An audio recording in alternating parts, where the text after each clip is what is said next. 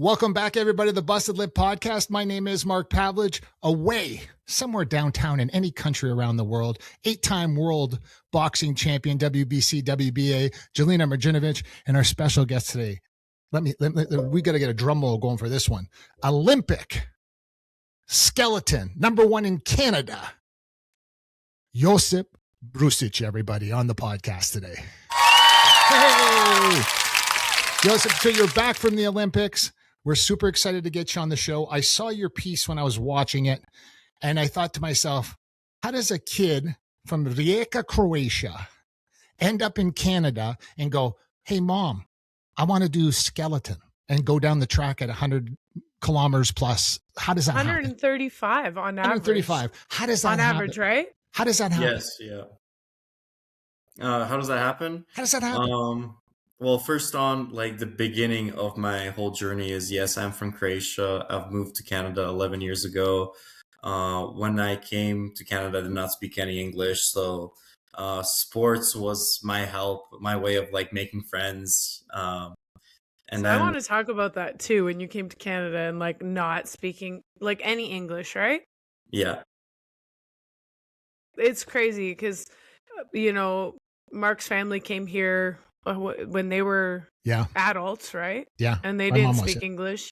My dad came to Canada when he was 18, didn't speak English, and like it was different, right? Like my dad didn't play sports, but when you came, like you were what, 12 years old when you Yeah. came to Canada? And you didn't speak any English. You know what? That's a tough You're one. amazing. Yeah, That's that's a tough one in school when you show up the first day and go, hey, everybody, my name is Josip, Josip, Josip. You know what I mean? Like that. I can imagine you dealt with all that growing up as a kid in Canada, coming from Croatia. So yeah. sports is how you kind of learned how to speak English.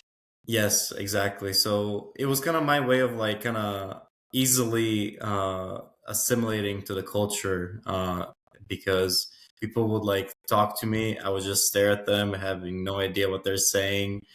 But I could understand sports. Like, it's very much universal language. So What that sports really did helped me. what sports did you learn English through? So back in Croatia, we only played soccer as when we were growing up. But it's really cool that the sports culture in Canada is, like, seasonal. So, like, in the fall you have soccer and volleyball, and then you go into winter basketball and, like, those sports, and then track and field, rugby in the spring. So I played everything that I could, everything that was related with everything that was a part of, like, my school. I love that. And your so parents, you learned. Go ahead, Jake. Go ahead. So like you came and you're playing soccer and you're just like you're like, hey, me, or you're like, you learn pretty quick. You're like, pass me the fucking ball. Like, Yeah. I'm way better than you guys because you don't know how to play soccer. Yeah, they here. don't. We know Yeah. in Europe. Yeah, that's so true. That's so true. So that's amazing. I love that. Sorry, Mark, go ahead. No, the part that's been driving me nuts all day today, and I'm so glad we're having you on. We have guests from the NFL, NHL, you name it, like the biggest people in the entire planet come on this show.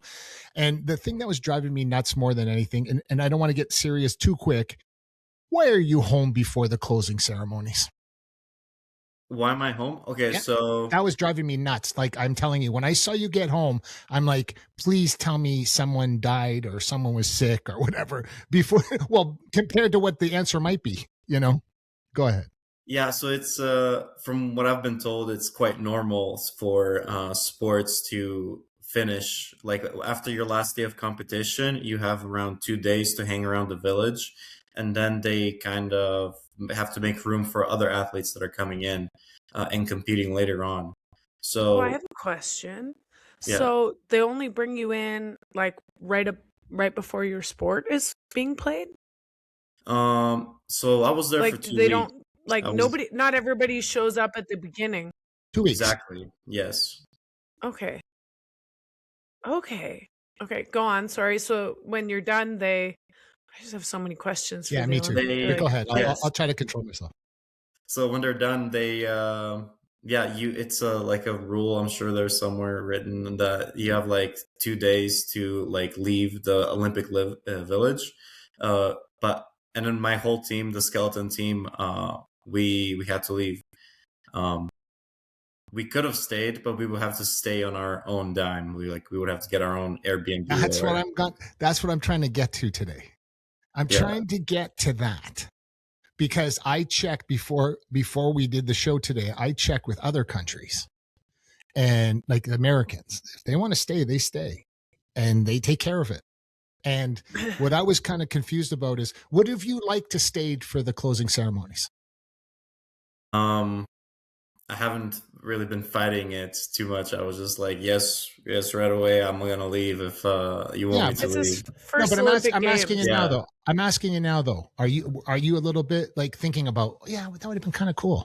It is like strange being home and then knowing that everything's still going on out there. Knowing that there's still competitions happening, and there's like still kind of like we have like some special events happening just for the athletes at the Olympic Village. And it was like, oh, this would have been cool to be a part of. That's why you should. I wish we would have did this interview prior, because Jelena and I would have paid for your Airbnb to stay longer, because I think listen, and this is going to come from my perspective. I've supported Canadian athletes my whole entire life. I've been to the dinners. I've donated money, and I'm not saying that. I sat on the board for one. And Jelena sat on the board for the gold medal plates. So this is a different interview today, because I really do think it's time that Canadian athletes are taken care of way better, and to stay for closing ceremonies is just the one small thing on the grand scheme of things. You know what I mean? Because and the whole experience too, right, Mark? Please, totally, Jay, totally. So, sorry to interrupt you, Mark, again, as always. But you don't have to be sorry. Joseph, this is like our podcast. We can talk about anything, so don't feel like you don't have to be PC here. So, I have a lot of opinions. Like, I was never an Olympian. When I started in boxing, women's boxing wasn't in the Olympics. And so it wasn't even something I had in my mind. So I turned pro. I don't even remember how many fights I had amateur, like 13. But I've always supported amateur athletes, and I still continue to. To this day you do. Yep.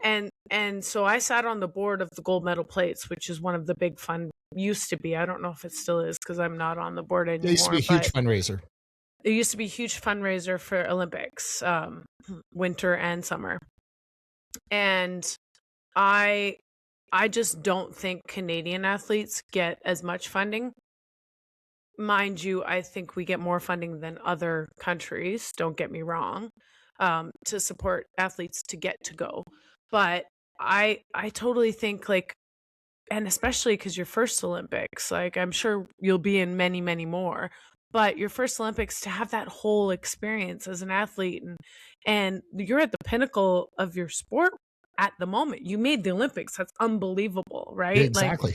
Like, and so I think to be robbed of how long have you been doing skeleton for? Because you only like 2 years, maybe 3, right? Yeah, I started 22-23 season, yeah. Unbelievable. Which means you're an overachiever. Which means you're an overachiever, which we expect. Fucking amazing, pardon my language, but you're amazing. No, keep going on that train there, Jay. I'm with you. So it's your first Olympics. You're 22 years old, correct? 23, sorry. 23 years old, to like have this unbelievable experience to shape you as a young man in your career, and to be able to mentor younger athletes. So you need the whole thing. And so I'm on this with Mark. We had a heated debate. It wasn't a debate, a discussion, because we're both on the same page that you should have been there through the whole thing. And I understand that's a long time. That's a long time to be, I was saying to Mark, I was like, part of me wishes if I was an Olympian to have my event done immediately, so I could just hang out and experience everything. The whole thing. Yeah. Not party, but just experience. Go to all the events. I mean, party with your peers, sure.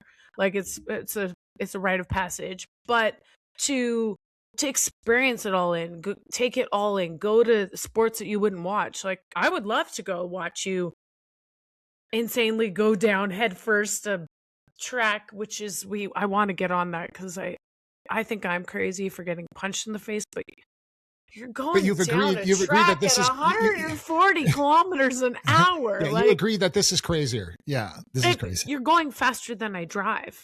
Yeah. Sometimes.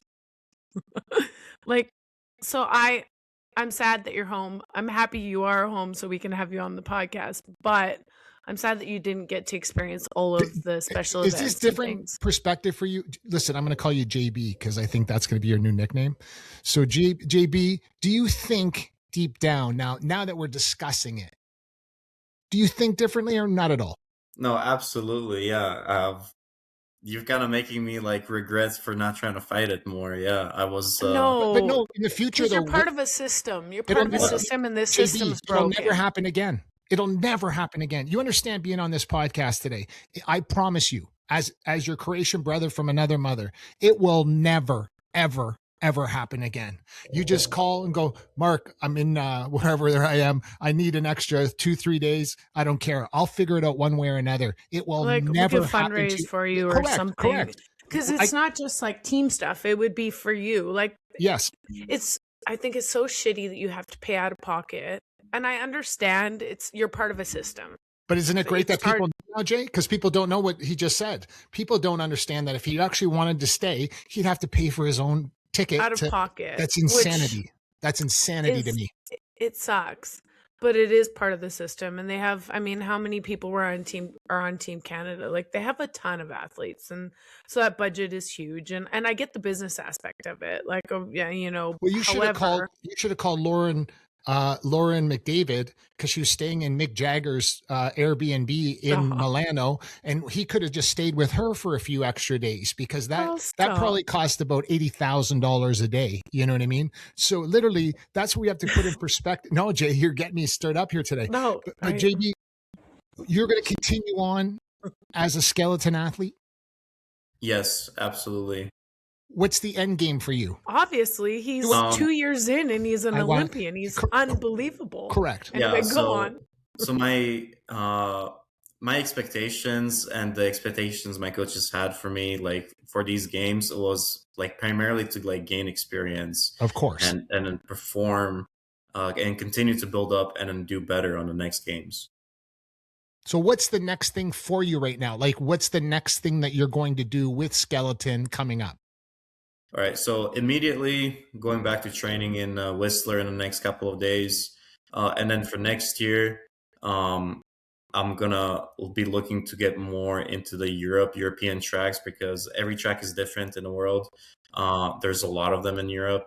And I've mostly just been in North America and Korea as my like experience. So, and then the next step is I've been competing on a lower circuit to qualify to gain points, and there is a higher circuit, like which is like the World Cup, and that's the highest level.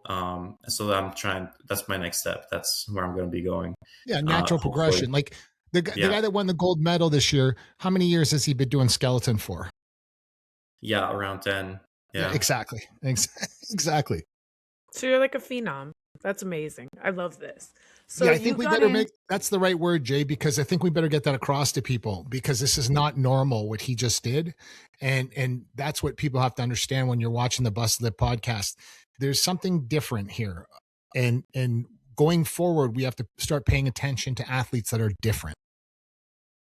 You got recruited. Let's talk about the process about how you got recruited for Team Canada. Because my little brother he went to the RBC training ground. So I want you to explain it more because I just know the Cole's Notes version of it. So if you can explain how you got recruited to do skeleton, like it's insane. Yeah, so I did do the RBC training ground, and for those that don't know, that is a fitness combine like made of 4 different tests, which test your power, speed, endurance, and strength. Just 4 quick tests, and then with those results, different like sports would invite you out to try them out and see if you're the right fit, like cycling, because they just if you're a strong athlete and if you're a powerful athlete, you could be like easily transferable to like rowing or power sports like that. Skeleton was not a part of it when I first did it. Oh, yeah. Okay, keep going. Yeah. In So when I first time I did it, it was really cool. I was like a teenager. I was like 15, 16 at the time. I made it to the national final for the RBC training ground, which is it felt like such a great achievement because everyone in the nation, like a lot of kids would try it out, and only 120 or so were like invited to the final. So they, just for people who don't know, they do in your city, like they do in different, so in the provinces, they'll do Vancouver or BC, then they'll do one in Alberta, and then so forth. Then the top few get selected to go to like a bigger, like another version of a They trial. just keep breaking it down And like then that. the nation, yeah. Wow. So you Very went cool. through like what? It's like 3 or something before Yeah, they it's take the you to the top in the third nation. and last. Yeah. Sorry, okay, go on. I just want people to know, like, this is not, it's not like, oh yeah, I tried out and like they picked everybody. No, you go through like a massive tryout with cuts. So don't downplay it. Yeah. Joseph, Yeah, like, yeah. don't Okay, downplay it. It yeah. is like, it's an achievement. Like, you're a badass, and like own that, because that's part of how you get, you know, get known, and then you get to have more pull when you get known. So when you're standing So there, yeah, when you're standing there, it looks like that though. You look like that. You look like you're ready to kill. Like when you're standing at the beginning, I watched you. That's what got me hooked. I called Jelena. I'm like, do you ever watch Skeleton in the Olympics? Because I usually watch everything, but I stop at the bobsled usually, right? So it's like but then I'm watching that. I've seen the luge, and I'm like, okay, but this is different. This is so different. But I don't even want to go there yet. I want to finish, but I just wanted to interrupt to tell people that like the national level is like, it's hard to get to. You went through 3 trouts. I want people to know that, because it's badass. So you were at national level. Skeleton wasn't in at the time. Continue. Sorry to interrupt you. So like then you're at that final, which is like the last 120 athletes. Then you start getting a lot of gear from RBC Training Ground, which is like, you feel so cool. You get the backpack with your name, and then you get to walk around school with that. So I was like 15, 16 when I did my first final. And then from it, I did not get like, I did not start with any of the sports that they had going on there. But that whole experience gave me like a lot of confidence. And that was kind of like where the dream started to like, where I started to really believe myself, like, oh, I could actually be an Olympian. That's amazing. Yeah, my little brother, he's 21 now, but he's going through the RBC. He went through all of that, and now he's been recruited by bobsled. So I was What's just his wondering, name? Alexander Mergenovich. Oh, So okay. Alex, yeah. So he's in Whistler. So I also want people to understand. So I only know bits and pieces, but I want people to understand, like, they make you're lucky you're close to Calgary, so there's a training ground there for a lot of the stuff. But they don't make you. They give you the opportunity to go to Whistler to do all the training, because that's where they're based out of, because they have tracks, right? Yeah. So I know they support some of the trip, but like a lot of your living and stuff is out of pocket up there too, right? Like you pay for a lot of shit up there, right? In Whistler? Yeah. Yeah. Or So to go there, and like you have to, what yeah. part of, because I think the funding is so defunct. Like I think that they need to do more. Like if you're a young adult, I'm 43, so I think all of you are kids. But if you're a kid trying to like support yourself and start your life, if you don't live at home when you're at home, man, it is tough to have a job, to do all this training, to do all Exactly. this stuff. So can you explain a little bit more? You don't have to say what you pay, but it's out of pocket to go up to Whistler, right? Essentially, Yes. they support some of it. Um, Or do they? I don't know. My little so brother yes, just tells me to beat it. it is financially like very difficult. That's why I'm actually working at the track that Amazing. Of course you are. so Yeah. You're a so hustler. I love it. that way, that was actually like me like deciding to work there has also like been like a factor to me, like rising up the ranks quickly, because I would spend all my time on the track that I slide on. I would work, then I would start sliding, and that way it kind of helps me with the living in Whistler and making some money while I'm Hey, training. newsflash. Hey, newsflash, JB. You're the number one skeleton in Canada. It's a benefit for them to have you working at their track. You know that, right? Yeah. I know So I know heaven forbid you take that serious, but you're the number one guy in the country and you're working at their track. So it's a huge benefit for them to have you as well. Mm-hmm. So when you work at the track, like you just like help with operations, or because I know when Alexander was training, he had to take, and I don't know how you do this with skeleton, but he had to take, like, people paid to have the experience to go down in a bobsled.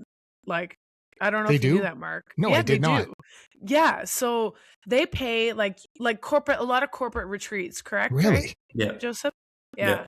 So they go and they like I ran into a lady on the plane flying down to one of my training camps in Florida, and we were in Vancouver, and she was explaining her whole experience and how they went up to Whistler and they went down the bobsled and all of this stuff, and it was the coolest thing as a team building thing. So a lot of companies do it. This company was based out of Atlanta, and they were up in Whistler doing this experience. So my question is, you don't take people down skeleton, do you? Like, how would that even, like, what do you do up on the hill? Because now when we said we were having you on, I was like so pumped about it. I'm like, that'd be cool to have as an experience, but I only want to go like 20 kilometers an hour down. Like, I don't want to do what you do because that is insane. But like, do you take people, like, explain? Because my mind is. We have a public program for, like, you just show up and you're able to slide down a skeleton. The way we do it, you don't go off the very top, obviously. You're not gonna go. Obviously, I would want to go from the top, but and so you go much lower, and then there's no really risk. It feels like a fun roller coaster ride. To name drop of who did it, last year there was Invictus Games. Yeah. And then to help promote it, Prince Harry, I don't think he's a prince anymore. He's not anymore, no. Yeah. But that's okay. He did that. But if you just say Harry, nobody knows who he is. So you got to say the guy that used to be the prince. So he did it as well. That's cool. He did it as well. So it's like there is a public, like, skeleton. You do it by yourself. Yes, nobody takes you down a skeleton ride. There's no double skeleton. Luckily. I was like, how is that safe? But no, that can't be. Of course, it's very safe. Of course. When you're not going, it's like going down you ever use what is it, a magic carpet, like the the slippery ones. The slip and slide. Oops, I dropped one in my ear. But they're like, I grew up on a farm. We did a lot of things, random things for fun. But, tobogganing was one of them. And so when Mark said we were having you on, I was like, man, I remember we used to go down. We used to try and find the steepest hills so we could go as fast and as far. We had, I'm one of 7 kids. So everything was a competition. And so we were always like, how could we make this even faster and harder and better? And I remember, so when Mark said you were coming on, I was like envisioning how scared I was on some of the shit that we did. Never mind. Yeah, doing it for real. 140 kilometers an hour. Yeah. But that's exactly how it starts. Like, naturally, after a couple of times, you go feet first, but you want to go head first after you gain some confidence on that hill as a kid, right? Is it very close to being the same though between luge and skeleton? Is the the transitions gigantic or not so? It is 2 wildly different sports. Okay. And luge is a lot more dangerous. That's why when you start luge, you need to start it between like 9 years old and 12. Well, that's insane. No, I would think yours was more dangerous, but I guess not. I think probably if you crash, it's more dangerous. Yours looks dangerous, more dangerous, right? Yeah, it looks dangerous because you think head first. What if there's a barricade right in front of you, and then you have no way to protect yourself, and you think like, oh, if there's luge, your feet are gonna hit first. But that's right. That would never happen. That would never happen on a sliding track because it is a very controlled environment. Yeah. You know what crazy I found out too? You know what I found out too? You are from a city that is literally 50 to 60 kilometers away from where my mother grew up. So my mother's from Sen, Croatia, and you're from Rijeka. And I've been to your city before in Croatia. And do you ever go back? Yes. In my 11 years that I've been in Canada, I've been back twice to Croatia. Only twice, yeah. Yeah. It was funny because I've watched a bunch of your interviews and like I was like, he has no accent.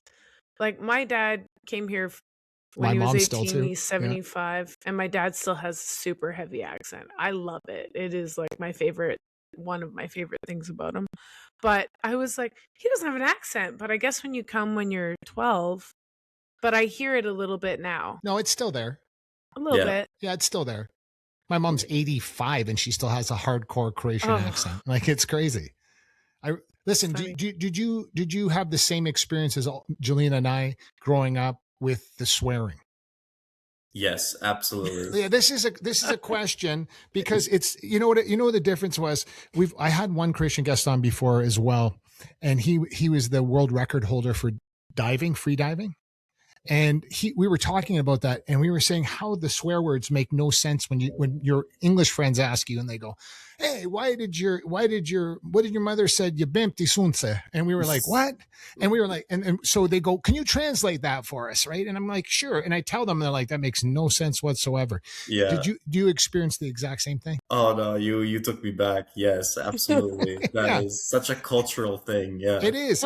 It's crazy. Like my mother and father were like, I should write a book about the way they swore in Croatian, and it was a lot of jebemti sunce, jebemti mata. Like, it was crazy. They just couldn't stop. And it was like, and then kids would ask me, "What are your parents saying?" And I'm like, it makes zero sense whatsoever if I told you. Like, it never makes sense. So you experienced that same thing.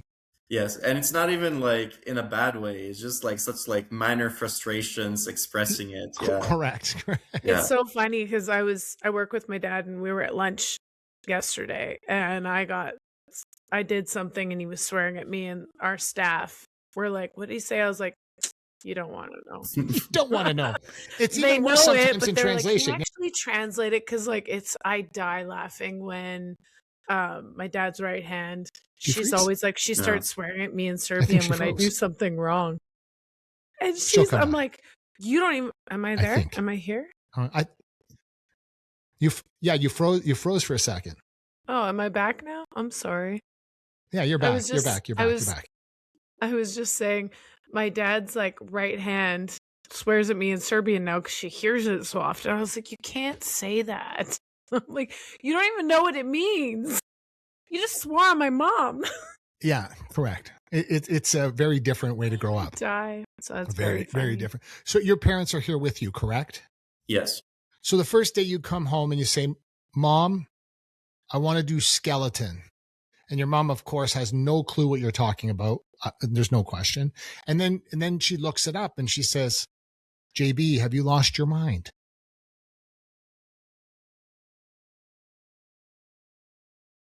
Of course you didn't. Of course you didn't. Yeah, I know. Yeah.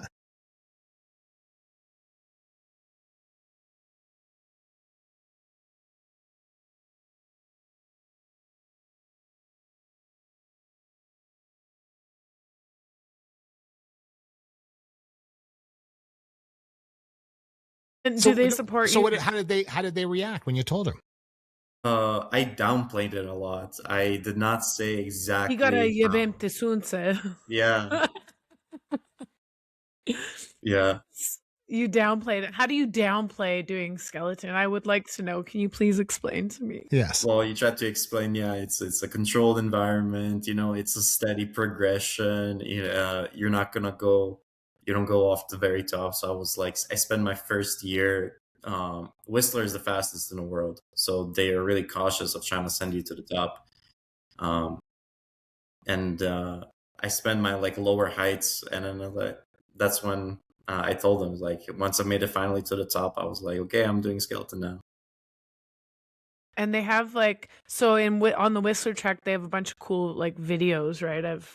I probably know the track I'm not going to say it just as well as you, but I know the track quite well because my little brother sends me all of the videos. He's like, "Check it out." I'm like, "Sweet." You're like, I don't understand.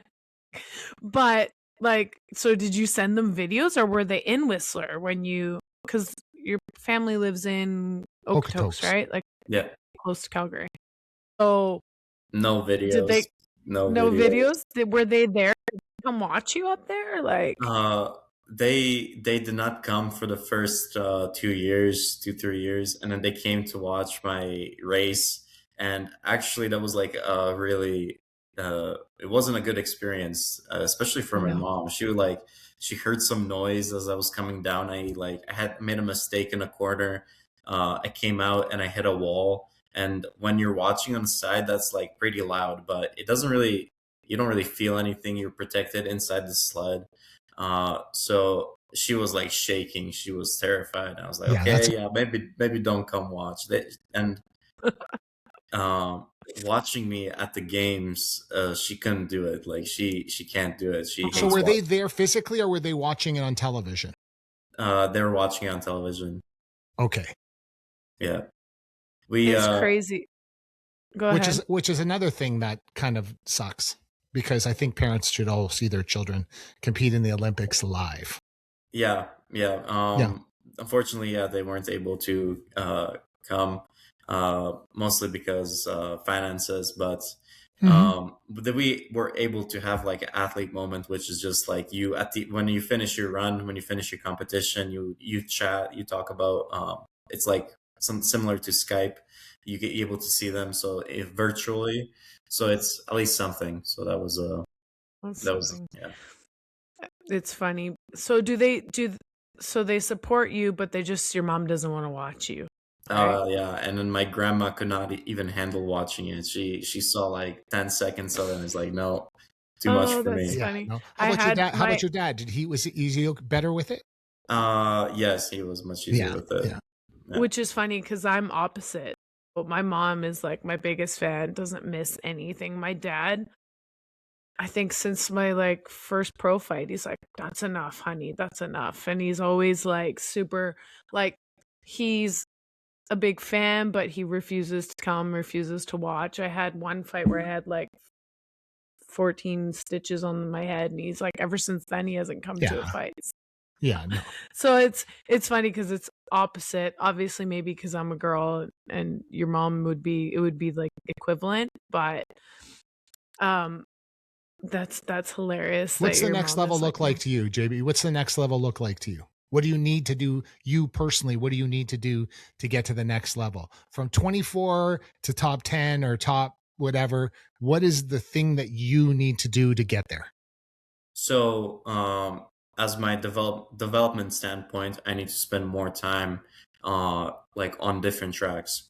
Particularly, I spent a lot of time in Whistler, but it's a very unique track where it's fast and therefore it has a lot of pressures in the corners.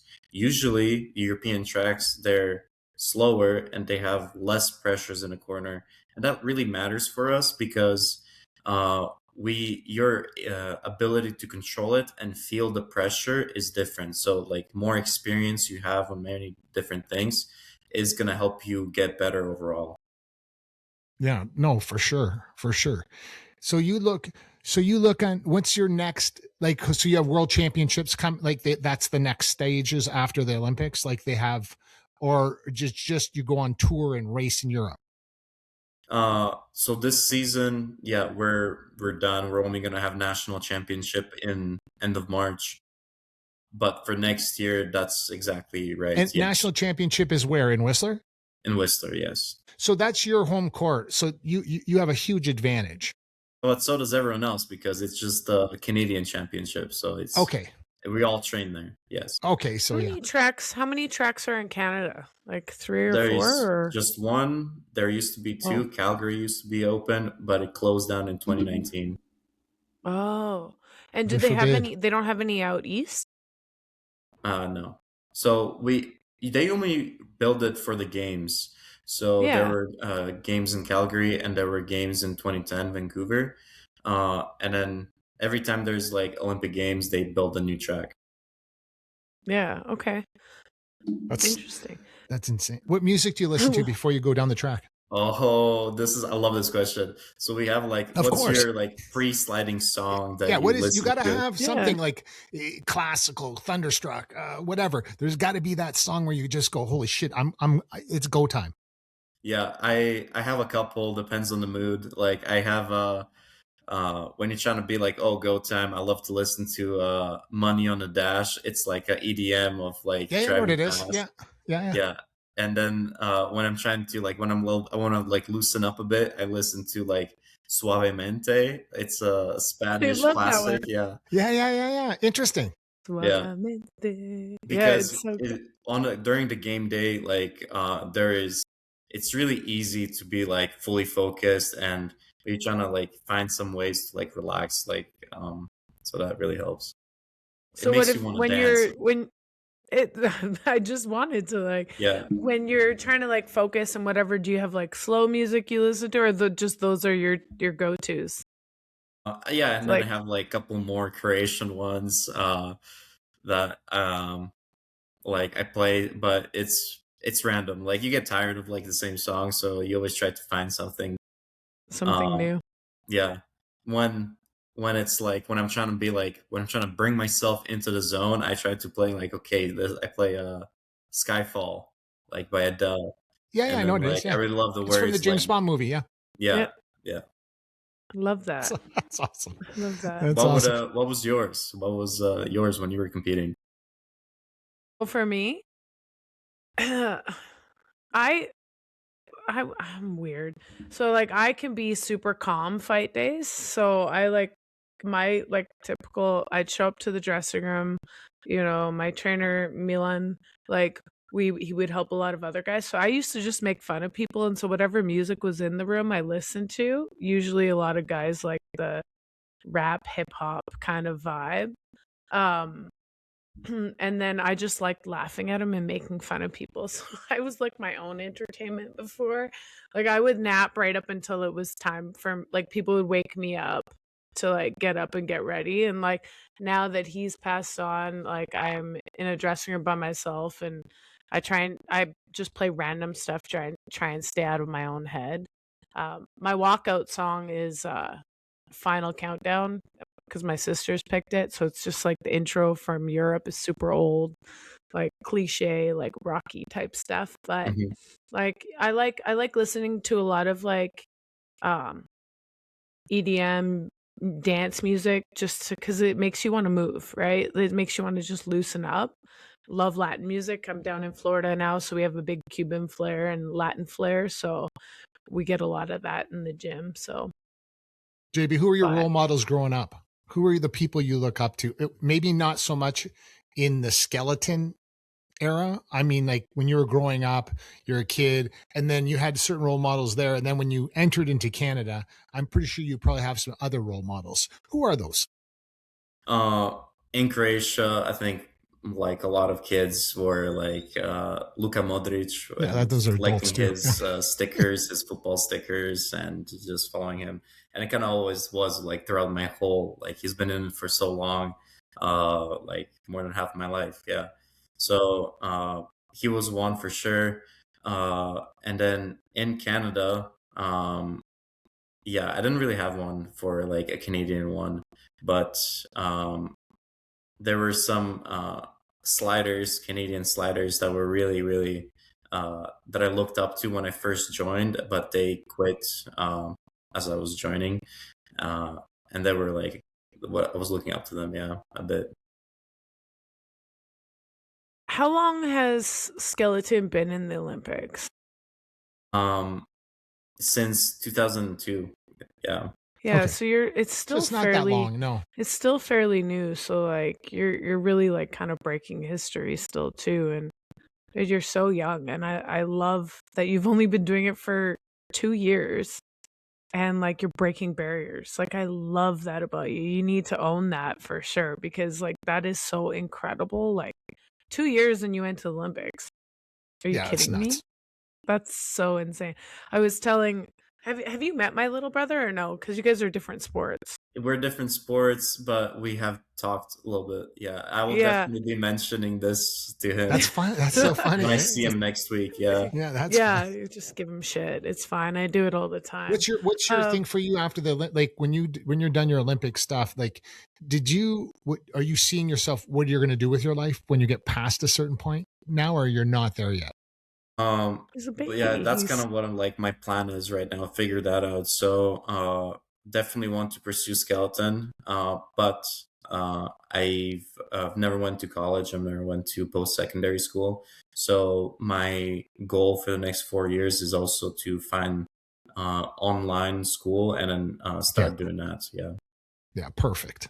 Yeah. I was gonna, because I was gonna say, like, Alex, when he's there, like, he does a lot of online stuff, but it was funny because where I was going with Alex was that, like, I was like, dude, you're not gonna make this Olympics. I like to push him, but I'm the worst and the best at the same time, like, because I'm like tough love. I'm like, dude, you're not making this Olympics, so that means you're not going to be doing it for like at least 6 years. Like, so I should have been like, I'm going to tell him, I'm like, yeah, talk to Josip, and like, dude, he made the Olympics after 2 years. What's your problem? Yeah, exactly. But he does a lot of online because he's in school, and he, like, there's a lot of online options now is what I was going to say about that. So that, I think that's something you should totally look into, because I think with your scheduling, you can kind of mix both easily. Yeah. Easily. Yeah. Jolena, And- just Jolena, can you just give us kind of your last words on, like, what you kind of see and what your wisdom you can share with JB about getting to the next level and the rest of it? Well, I think you're incredible. First of all, like, what an unbelievably cool story. Like, you've been doing it for 2 years. You went to Olympics. That's unbelievable. But I think you'd be a great, like, mentor and public speaker. I don't know if you know, like, a lot of Olympians, how they help fund their careers is that they do a lot of public speaking. For functions, Keynote speakers, especially down at Okotoks and Calgary. You've got a great story, and you got to own that, and perseverance, coming to Canada, not speaking English, learning through sport, just going through the whole process of the RBC training grounds, and, like, owning that you, like, were top 120 in the country. There's not too many people that can say that. And so I love that you came on to share your story. Thank you for that, first of all. But I think my piece of advice would be to own your shit. And that took me a while to learn as being in a sport that wasn't mainstream for people. Women in boxing wasn't mainstream. And what I had to learn was you have to break down the doors if you want the doors to open. And my advice to you would be to own your shit, because you're the best in your country at what you do, and to run with that. And that opens the doors. And then you have the ability to say, hey, I want to stay at the Olympics till the close. I want to be a part of this whole experience. And you get your sponsors to pay for that stuff. So just being a little bit more vocal and finding, if that means, like, you need someone to help you with that stuff, do that, because you're amazing. You're a young man who is extremely well spoken. You're incredible at what you do, and I'm following your journey. And if you need any help, you hit Mark or I up, and I can give you some advice and totally help you, because I think it's so amazing, and you're one in a few. So that means you're like a diamond in the rough. And own Thank you that. so much. And Thanks so Josip, you, of course, you're our guest. You get the last word. And in your young career and in your young life, what have you learned that you can share with everybody watching this podcast? There is one thing that I've just recently talked about, and it's the way that you get to where you want to be. And it's not just the destination, it's how you present yourself, how you treat other people along the way, has a lot of value. It's the journey. Yeah. Well, everybody, we want to thank our guest today, Olympian, skeleton. Pay attention, everybody. The next Olympics are coming up. He's our guy. He's going to be only our guy. Yseph, thank you so much for being on the podcast today, and we'll see you. Thank you. Bye. See you, buddy. See you.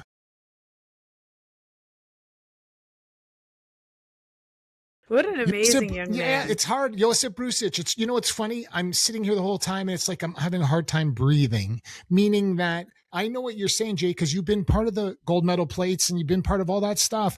But listen, I knew it. See, the problem is he didn't even really think about it too much because he just figured, oh, that's how it is. That's what he thought. And then when we started talking about it on the show, did you see his face turn and go, yeah, that kind of sucked. I didn't get to see the closing ceremonies. And I'm like, hey, that's true. But it's the age-old story we talk about, like these sports that like people don't understand that he works. He's fortunate that he can work at the track and practice all the time. But there's a lot of these young athletes that, like I had to when I started boxing. Exactly. I worked 3 jobs, like crazy, and to be able to support, I mean, everybody has to do that. And that's why you're the best of the best, is because you want it more than other people. You're willing to do whatever it takes. He has that though, Jay. Did you notice that? He has that in his brain. I think I really like him. I really like him. He has it in his brain. Yeah, he has it in his brain. You can see that he's like one direction mentality. Like, I'm going in that direction and no one's going to tell me I'm not going in that direction. And that's the hard part for me to watch, because I'm like, yeah, but he has to work at the track. He's smart enough to figure that out. Like, he has to go there to work. I agree and I disagree. Like, I do agree he has that one track mind, but I do believe what are you disagreeing with? I'm just going to add on to it. I'm not actually, I'm disagreeing, because I think part of the journey, which is what he's talking about, it's not just the destination. Yeah. The journey is going to make him who he is. Same thing with me. Like for example, I've seen a ton of male boxers get sponsored, and the minute they get that money coming in every month, they become lazy, they become deadbeats, they don't train as hard. Like, whereas this is different. I value every single time I get to go to the gym, because I've busted my ass to get there, right? So I agree with you on the point that, like, the experience and the fact that he had to leave the Olympics early, and because it's out of pocket and that kind of stuff. I agree, that sucks. That totally sucks. And again, he's 22 and he knows enough that he has to go down to the track to do, to be able to get to Olympics after 2 years of doing what he's doing. Yeah, you think he learned it though? You think he learned? I think it's crazy. At the same time, we learned a lot about him today and his character and everything else. I think he learned a lot today here on the podcast, because I really got that impression. Like, he really was like, yeah, that would have been kind of cool. And it would have been cooler if my parents were there watching me live.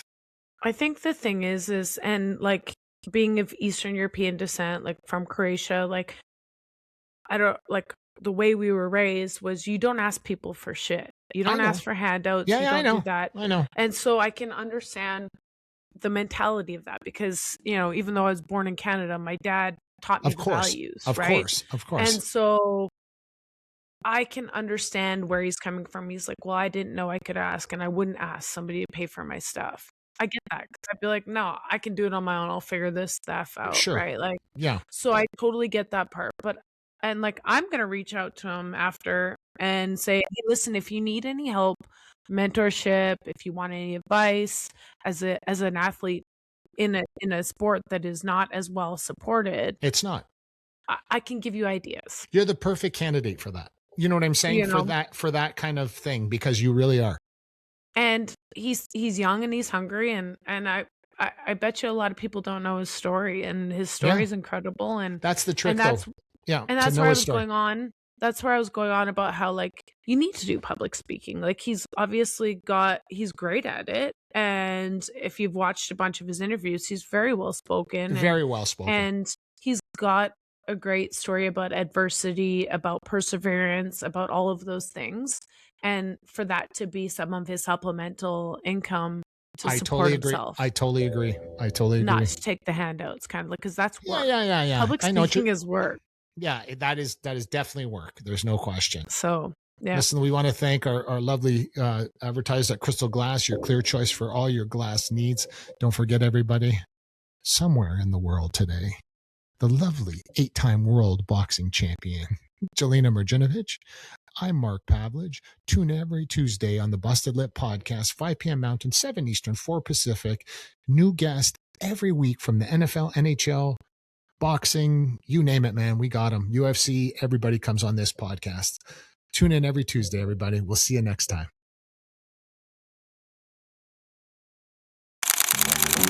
One is the loneliest number that you'll